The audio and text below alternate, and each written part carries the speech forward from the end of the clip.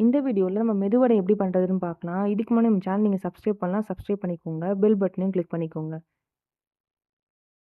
1 cup அளவுக்கு நீங்க உளுத்தம் பருப்பு எடுத்துக்கோங்க. அத நீங்க 1 1/2 மணி நேரம் ஊற வச்சா போதும். அதிகமா ஊற வைக்க வேண்டாம். நெறைய நேரம் ஊற வச்சீங்கன்னா, எண்ணெய் நெறைய இழுத்துரும். அதனால வந்து 1 1/2 மணி நேரம் ஊற வைங்க போதும்.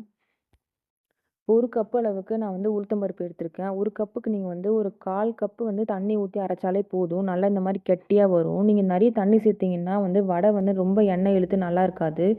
அதனால கம்மியா தண்ணி சேர்த்து அரைச்சுக்கோங்க. இதில நீங்க வந்து ஒரு பெரிய சைஸ் வெங்காயம், 2 பச்சை மிளகாய் நல்லா பொடியா நறுக்கி சேர்த்துக்கோங்க. இது கூட நீங்க வந்து ஒரு 20 மிளகு சேர்த்துக்கோங்க. கருவேப்பிலை நல்லா வந்து பொடியா நறுக்கி சேர்த்துக்கோங்க.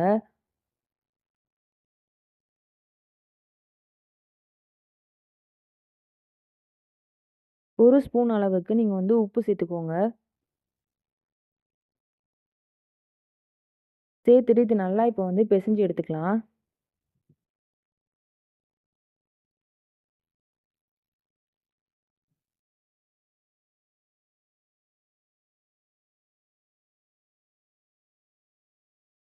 மாவெல்லாம் நல்லா மிக்ஸ் பண்ணி எடுத்தோனே, இப்போ வந்து இதோட பதத்த வந்து நம்ம செக் பண்ணிக்கலாம். இது எப்படி செக் பண்ணணும்னா, நீங்க வந்து மாவு நல்லா பெசஞ்சுட்டு, 1 கப் அளவுக்கு தண்ணி எடுத்து, அதில வந்து சும்மா இந்த மாரி ரவுண்டா பண்ணி போட்டு பாருங்க.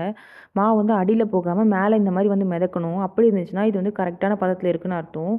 எண்ணெய் நல்லா சூடாயிட்டோனே, இப்ப நம்ம வடை மாரி தட்டி எடுத்துக்கலாம்.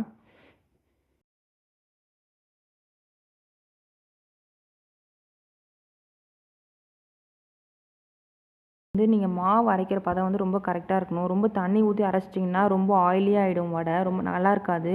கரெக்ட்டான தண்ணி ஊத்தி அரைச்சு, இந்த மாரி வந்து அதுக்குன்னு ரொம்ப ஹார்டாவும் இல்லாம, ரொம்ப வந்து ஒரு மாரி வழவழப்பாவும் இல்லாம, நீங்க கரெக்ட்டா அரைச்சு, கரெக்ட்டா சுட்டீங்கன்னா ரொம்ப நல்லா வரும்.